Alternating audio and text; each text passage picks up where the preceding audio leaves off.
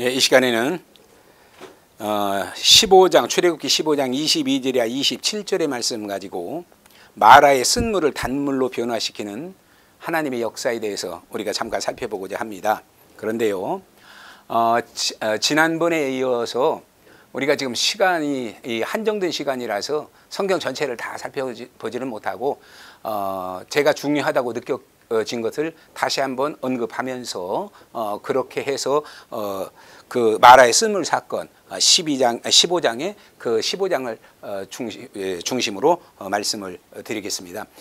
지난번에 이어서 끝무렵에 말씀드리고 싶은 것은 그렇게 그 양과 소나 모든 짐승을 다 가지고 나가면서 애굽 사람들에게 그 은금 폐물 모든 재산을 받아서 갖고 나갔는데 그 재산을 쓰는 무리는 길은 두 가지로 딱 성경에서 나옵니다. 두 가지로 나오는데 내가 그 광야 생활이 우리 신앙 생활이라고 말씀을 드렸죠. 그래서 광야 생활은 출애굽해서 홍해를 건너서 광야에 나가서 살아가는 것이 성화의 작업이다. 그렇게 말씀을 드렸죠. 신앙이 어떻게 성화돼 갔고 얼마나 성화돼 가느냐에 따라서 그 쓰는 방법의 두 가지 길로 선택이 된다는 것을 말씀드리고 싶습니다. 그게 뭐냐 하면은 첫째로 가지고 온 재산 은금 폐물을 기회가 딱 주어졌습니다. 모세가 시내산에 올라가서 40일 동안 소식도 없이 내려오지 않으니까 이들이 그들의 죄성이 발동되고 또 두려움과 불안이 발동돼서 물론 그랬겠지만은 아무튼 아론을 충동해 가지고 이제 금송아지를 만듭니다. 그런데 일부의 무리들은 은금 폐물 받아온 걸 가지고 간직했다가 그 금송아지 만드는데 다 쏟아 부어 버립니다. 그래가지고 금송아지가 나오게 만듭니다. 이것이 곧 오늘 뭘 말하느냐면은 하나님이 주신 그 축복을 정말로 하나님의 뜻대로 하나님 영광을 해서 아름답게 쓸 수 있는 믿음의 성장과 성숙이 이루어지지 않고 세속적인 중심으로 인본적인 자세로 그렇게 신앙생활을 하다가 보니까 기회가 딱 주어지니까 내 것을 세상의 우상 만드는데 그냥 쏟아 부어버렸다는 얘기입니다. 오늘날 그리스도인 중에도요, 정말로 좀 더 심하게 말씀드리면은 정말로 신앙의 아버지라고 할 수 있는 장로님이나 권사님들도요, 암암리에 숨어서 이렇게 세상에다가 지금 자기 하나님이 주신 평생에 모은 복을 쏟아버리는 그런 분들이 많이 있는 걸로 압니다. 뭐 얼마가 된다고는 못하겠지만 많이 있는 걸로 알아요. 이게 바로 첫 번째 받은 재물을 사용한 무리인데 이것은 절대적으로 실패죠. 하나님이 원치 않는, 하나님이 가장 싫어하는 우상을 만드는데, 우상을 섬기는데, 그리고 그 우상을 섬긴다는 명목하에서 먹고 마시고 취하고 즐기는데 다 써버렸다. 이것은 인생 실패입니다. 물질에 대한 실패라고 말씀을 드립니다. 그런데 또 한 무리가 있어요. 또 한 무리는 어떤 무리냐 하면은 그때 하나님의 역사 속에서 애굽에서 받아온 은금 폐물을 그대로 잘 간직하고 있다가 이제는 하나님을 위해서 써야 할 기회가 딱 주어졌습니다. 그게 뭐냐 하면은 성막을 만드는 겁니다. 이제 출애굽기 후반에 나오는 얘기입니다만은 성막을 만드는데 거기다가 다 헌물해서 하나님의 집을 짓는 데 썼다는 얘기입니다. 이것이 물질을 주신 하나님의 뜻이고 이 물질을 받은 복을 받은 자의 신앙의 모습이라는 사실을 우리가 기억한다면 우리가 우리에게 주신 물질을 어떻게 쓸 것인가, 얼마나 어떻게 어디에 쓸 것인가를 선택하는데 참으로 중요한 기준이 되지 않겠는가 생각해 봅니다. 아무튼 그렇게 해서 이제 우리가 간단하게 지난번 것을 한번 언급하고 넘어갑니다. 우리 말씀드렸던 듯이 바로가 하는 얘기를 한번 살펴보면서 그 반대되는 신앙의 자세를 갖춰서 우리가 이기자는 얘기죠. 승리하자는 얘기죠. 첫째 바로의 제1성이 뭐였느냐 하면은 여호와가 누구간데 내가 그 말을 듣느냐? 이스라엘을 보내겠느냐? 나는 여호와를 알지 못하니 이스라엘도 보내지 아니하리라. 시간이 없으니까 길게는 못하겠고요. 간단하게 설명을 드립니다. 하나님의 말씀은 내 백성을 보내라. 내 백성이 광야에 가서 사흘 길을 가서 나에게 제사를 드리는 것이었다. 그런데 바로는 여호와가 누구냐? 내가 그를 모른다. 그러니 내가 그들도 보내지 않겠다. 이것은 오늘 우리에게 무엇을 의미하는 겁니까? 오늘 우리에게 바로 복음의 사역을 의미한다 말씀을 드립니다. 정말로 하나님을 알지 못해서 믿지 못하는 사람, 그 사람의 피값은 곧 주님이 누구에게 있다고 그랬습니까? 먼저 구원받은 성도인 우리에게 있다고 말씀하셨죠. 그러니 그 핏값을 우리가 치른다고 하면은 이거 참 힘들고 비극적인 얘기죠. 그러니 우리는 우리가 지금 세상에 살면서 해야 할 일이 뭐냐? 세상에 복음을 알리는 거다. 그래서 세상 사람들이 하나님을 알고 하나님을 믿고 하나님 말씀에 순종해서 하게 만드는 것이다. 그것이 첫 번째 얘기입니다. 두 번째 바로가 한 얘기는 내 백성으로 역사를 쉬게 하지 말아라 그랬죠. 이 말을 풀어 간단하게 설명하면은 내 백성은 지금 나를 위해서 일을 하고 있다. 그런데 그들이 나를 위한 일을 너희가 지금 못하게 한다. 그러니 그런 짓 하지 말아라. 그건 악한 일이다. 이렇게 얘기하죠. 이 말은 곧 풀어 얘기하면 무슨 얘기입니까? 우리가 세상에 일 많이 하는 것을 우리 한때 어려울 때는 일 많이 잘하는 사람을 굉장히 존경했습니다. 그러나 일 많이 하는 것이 중요한 것은 아니고 제대로 하는 것이 중요하다고 말하죠. 그런데 저는 말씀을 드립니다. 제대로 하는 것도 중요한 거지만은 그보다 더 중요한 것은 하나님이 원하는 뜻대로 하는 것이 중요하다. 하나님의 뜻을 이루는 일이 중요하다.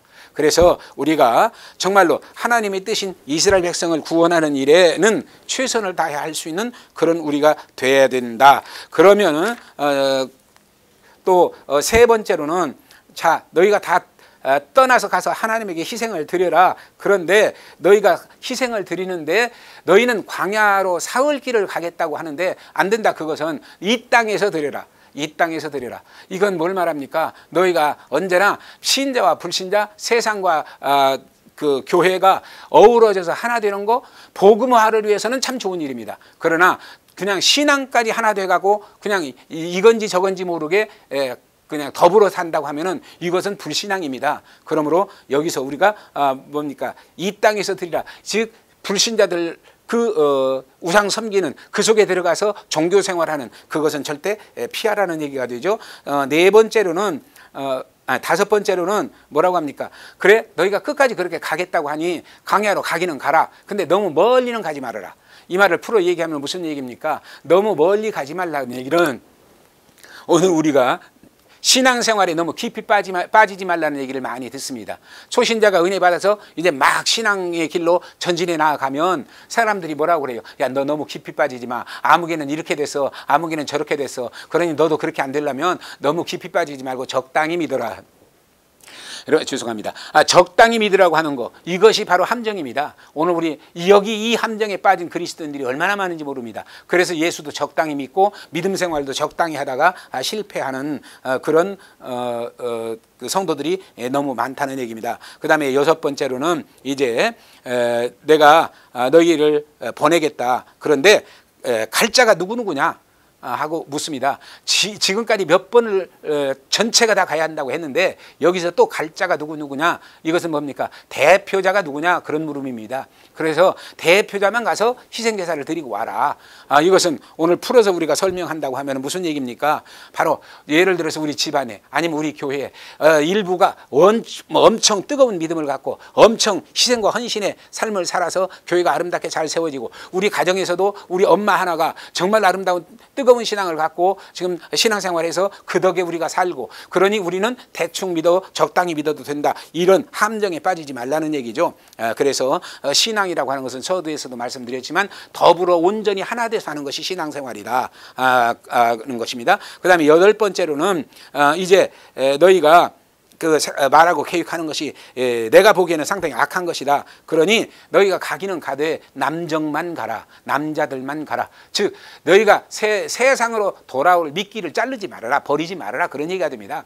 즉 정적인 것을 끈앞을 풀지 말고 끊지 말고 놓아둬라. 그래서 너희가 다시 그립거든 옛날이 그립거든 다시 찾아와라. 다시 찾아오면 다시 더불어서 우리가 즐겁게 복되게 살 수 있지 않느냐. 이런 얘기입니다. 이런 의미에서 저는 좀 유람된 말씀을 하나 드립니다. 우리가 세상을 사니까 기독교인만 사는 세상은 아니잖아요. 이방 종교인들하고도 세상을 더불어 살잖아요. 그러니까 세상 사는 삶은 더불어 살아야 됩니다. 그냥 모나게 해서 서로 부딪히고 전쟁이 일어나고 지금 저 아랍권 같이 이렇게 막 서로 죽이고 기독교인들이 무참히 학살당하고 이런 비극을 만들어서는 안 되죠. 그런데 아무튼 중요한 건 더불어 사는 삶은 세상에서 하나 돼서 아름답게 이루어 나가면서 살아야 살아야 되지만은 신앙만은 절대라는 겁니다. 신앙만은. 그래서 신앙은 절대 기독교 신앙, 즉 예수 그리스도의 복음의 신앙을 지켜야 된다는 얘기입니다. 이것을 안 지키면 안 된다는 얘기입니다. 신앙이 아니라는 얘기예요.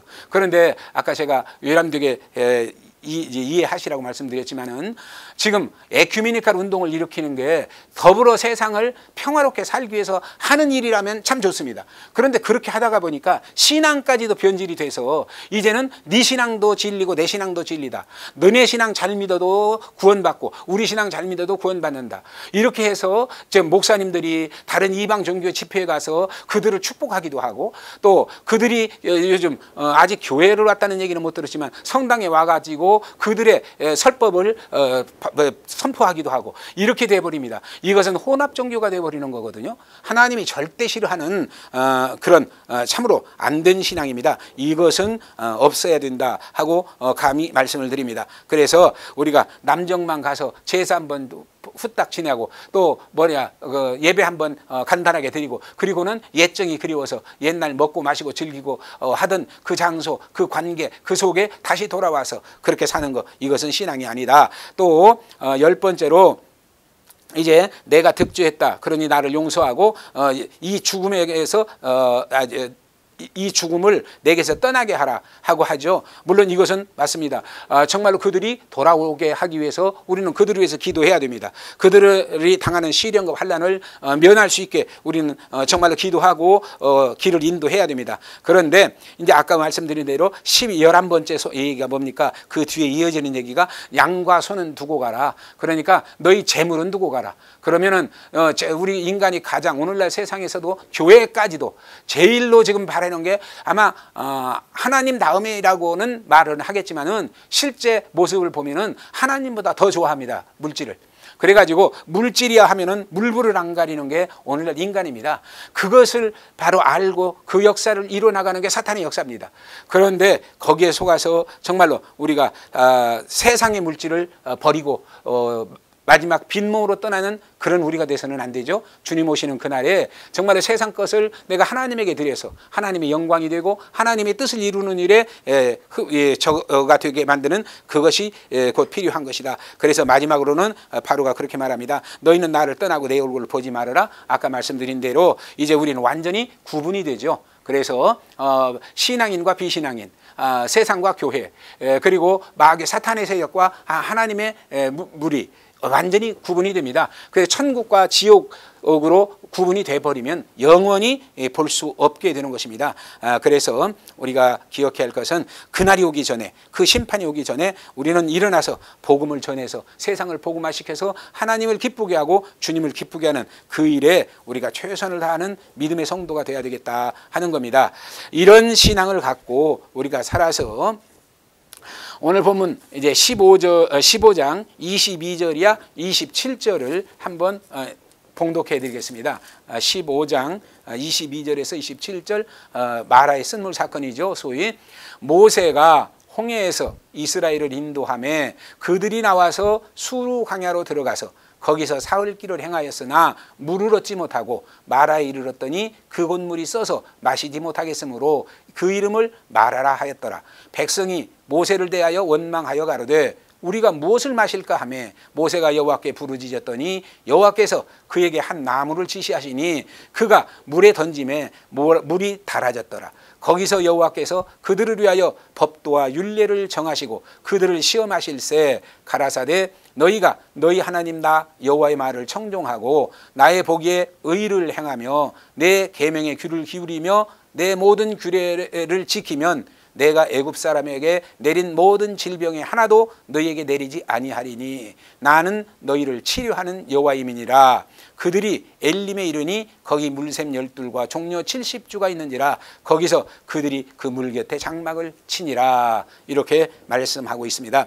예, 하나님과 이스라엘 민족 사이에서 일어나는 지금 출애굽 사건을 놓고 또 광야의 사건의 삶을 놓고 일어나는 현상이 바로 뭐냐 하면은 하나님과 이스라엘 백성 간의 기본 패턴입니다.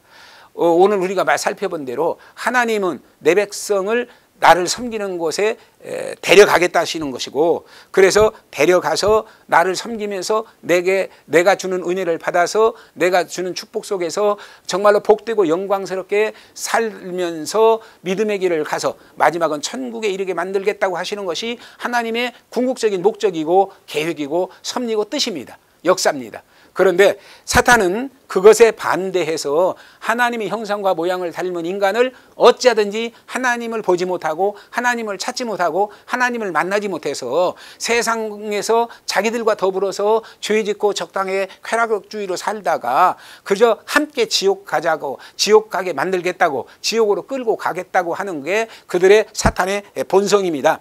이것이 상충되고 이것이 서로 그래서 부딪혀서 이루어져 나가는 것이 우리 신앙 생활이고, 그것이 표본적으로는 바로 이 출애굽기의 광야 생활이다, 아까 말씀을 드렸습니다. 그런데 이런 하나님의 그 깊은 기본 뜻을 모르니까 인간들이, 이스라엘 백성들이 어떻게 합니까? 광야에까지 나가서 우리가 생각해 보십시다. 10가지 재앙 사건이 얼마나 엄청난, 정말로 놀라운 기적의 사건입니까? 또 홍해를 가른 사건 얼마나 대단한 사건입니까?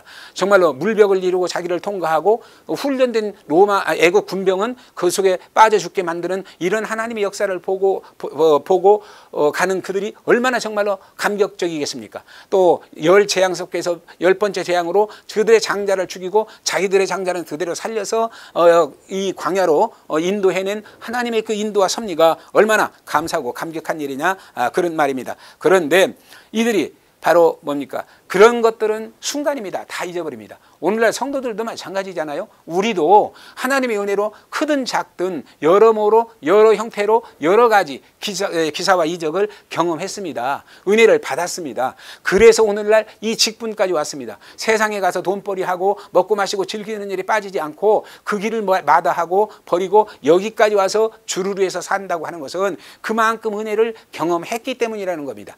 그 은혜를 경험했어도 우리 어때요? 잠깐 지나면 그거 금방 잊어버리잖아요.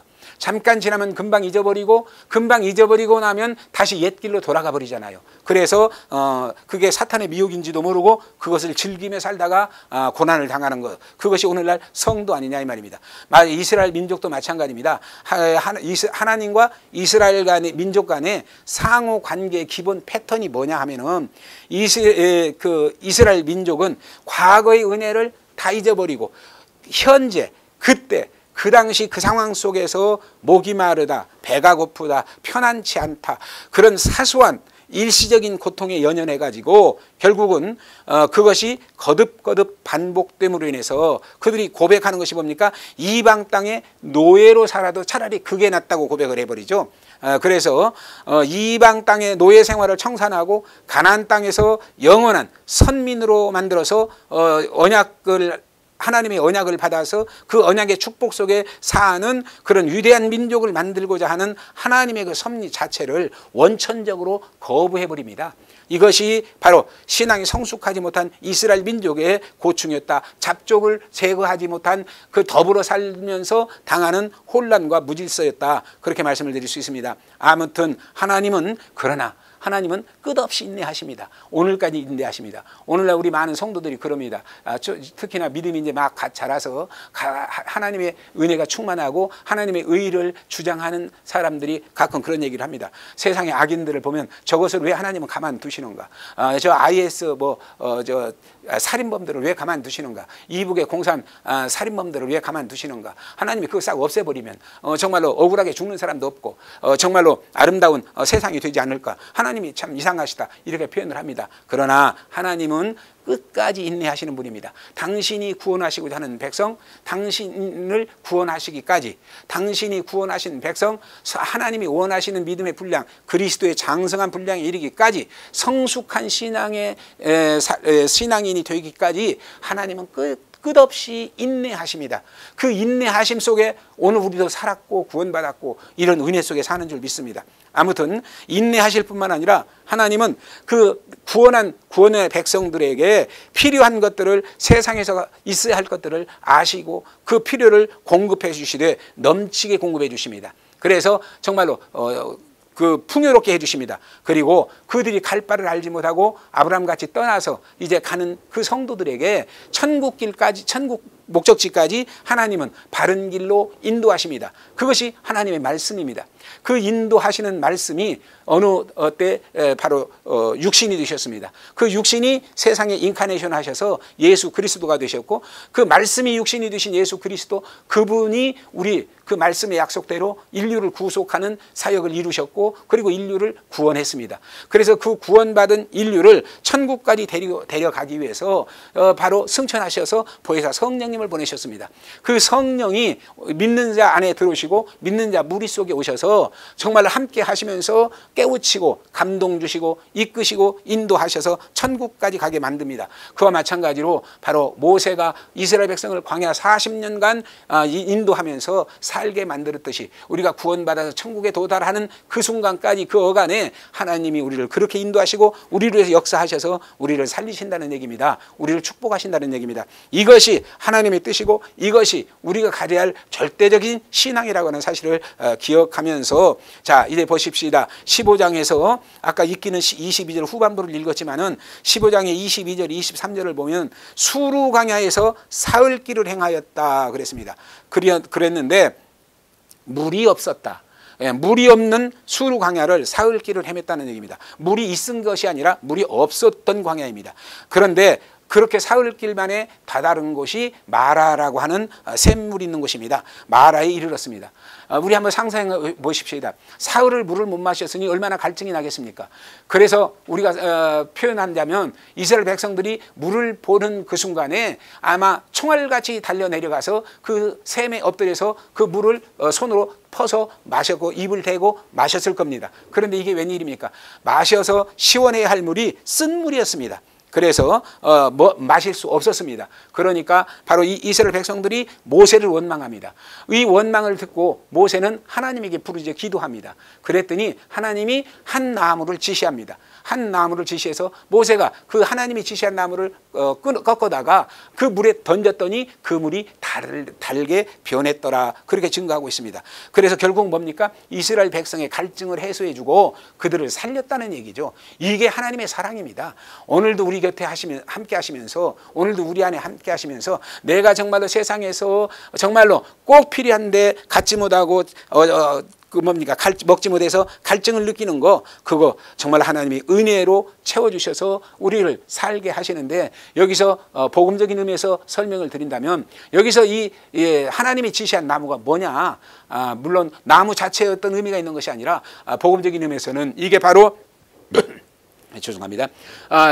골고다 위에 십자가라고 많은 주경학자들이 표현을 합니다. 그래서 이 십자가를 이 쓴물나는 세상에 꽂았더니 그 위에 예수가 매달아서 속죄해버림으로 단물로 변했다. 그래서 믿고 구원받으면 이제는 과거의 쓴물나는 세상에서 정말로 겪었던 그 어려움과 고난이 다 끝나고 이제는 단물 인생을 살 수 있는 그런 복된 성도가 된다고 하는 사실을 복음적으로 우리에게 가르쳐주는 내용입니다. 그래서 이 수루 광야에서 마라는 홍해 남동쪽으로 75km, 수에즈만 동쪽으로 11km 떨어진 오늘날 지명으로는 아인 하와라라고 하는 그런 지명이라고 해요. 다음에 24절에서 25절에 보면 백성이 모세를 원망하고 모세는 하나님께 부르짖으니 하나님께서 한 나무를 지시했다. 그래서 아까 말씀드린 대로 그것이 십자가다.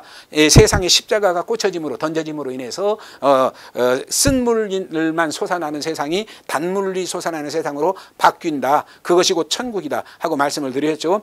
그런데 우리가 중요한 것은 이것을 우리가 깨닫고 나서 그것을 지키며 그것을 따라가며 그것을 이뤄낼 수 있는 우리 믿음이 필요하다는 거죠. 믿음이 필요하다. 그래서 정말로 우리가 믿음을 가지고 가면 예수 그리스도의 십자가가 곧 생명의 나무가 되어서 우리를 그 열매를 따먹고 우리가 살게 만드셨다는 사실을 요한계시록 22장 2절에 보면 증거하고 있습니다. 그러므로 우리가 이 말씀을 굳게 믿고 사는데 그 사는 방법이 뭐냐?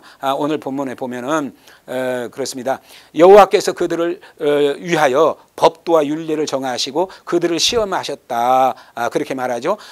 즉 그 법을 지키는가 안 지키는가, 의의를 행하는가 안 행하지 않는가, 계명을 귀를 기울이는가 안 기울이는가, 하나님은 지켜 보신다는 얘기입니다. 그리고 그것을 지키고 그 법도를 따라서 그 계명을 규례를 지키면 그 믿음의 사람에게는 애굽 즉 세상에 내린 질병이 하나도 내리지 않게 해주시겠다.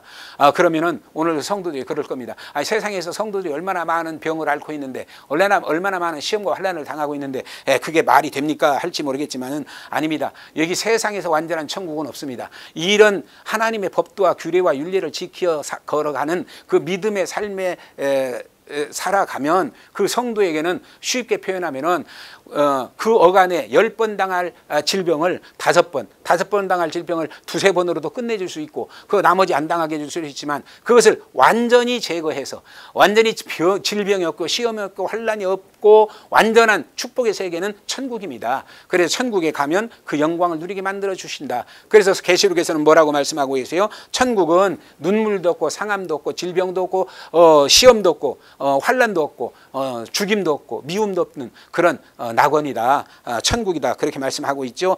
정말 우리가 이런 천국의 영광을 누리기 위해서는 오늘 정말 이 믿음의 길을 걸어가면은, 믿음의 길을 걸어가는 세상에서는 언제나 하나님이 역사하신다는 것을 27절에서 말하고 있습니다. 엘림에 이르니 물샘 12과 종려 70주가 있었다. 즉 오아시스라는 얘기죠. 그런데 여기서 하필이면 물샘이 12입니까? 바로 이스라엘 12지파를 상징합니다. 종려 70주는 왜 꼭 종려가 70주입니까? 바로 완전한 숫자이기도 하지만은 바로 이 이스라엘의 70장로를 상징한다고 봅니다. 그래서 이스라엘 백성들을 이끌어가고 다스리고 그들을 축복의 길로 인도해 갈 바로 12지파 70장로들을 상징하는 바로 그 숫자이고, 그리고 그 엘림은 바로 오아시스로서 이스라엘 백성들이 세상에서 정말 기쁨을 누리고 살 수 있는 축복의 땅이다 하는 것을 우리에게 말씀해 주시고 있습니다. 그러면서 이제 6월절이 나옵니다. 12장 43절이야 51절에 보면 6월절에 나오는데, 그 6월절의 핵심을 간단하게 얘기하면은 피 안에 있을 때 죽음의 신이 넘어간다는 의미입니다. 그러니까 죽음의 신이 양의 피를 보면 넘어간다. 그러니 너희는 피 안에 있으라고 주님이 말씀하시죠. 오늘 우리가 뭘 말합니까? 예수 그리스도가 십자가에서 흘리신 그 피의 보혈이 내가 믿음으로 거듭날 때 내 심령의 문 인방과 좌우 설주에 발라집니다. 이것을 보고 사탄은 나를 공격하지 못하고 넘어간다, 떠나간다, 그런 얘기가 되죠. 그래서 신약에서 주님 말씀하시죠. 사탄이 믿음의 사람을 넘어뜨리려고 한 길로 엿보다가 7길로 쫓겨간다, 혼비백산에서 달아난다, 그런 얘기가 됩니다. 그리고 이제 13장 1절이야 10절에 보면 무교절에 대한 얘기가 나옵니다. 무교절은 초태생을 거룩히 구별해서 하나님께 돌리라는 것이고 누룩 없는 빵을 먹으라는 것입니다. 이것은 뭐를 말합니까? 성별입니다. 구원받은 성도가 세상에 살 때 세상 유혹이 던져주는 그런 죄악의 미끼에 속지 말고 그걸 이겨내서 성별된 신앙의 삶을 살아라. 그러면 이제 13장에 가서 보면은 갑자기 구름기둥과 불기둥이 나타납니다. 그 구름기둥과 불기둥이 나타나서 이스라엘 백성을 인도합니다. 그 구름이 뜨면 이스라엘도 뜨고, 구름이 가면 이스라엘도 가고, 구름이 머무면 이스라엘도 머물어서 낮에는 구름이 뜨거운 태양을 가려져서 시험을 면하게 하시고, 밤에는 추위와 악한 짐승을 막아서 불기둥이 막아서 안전하게 보호하시는 그런 하나님의 보호의 역사를 우리에게 말씀하고 있습니다.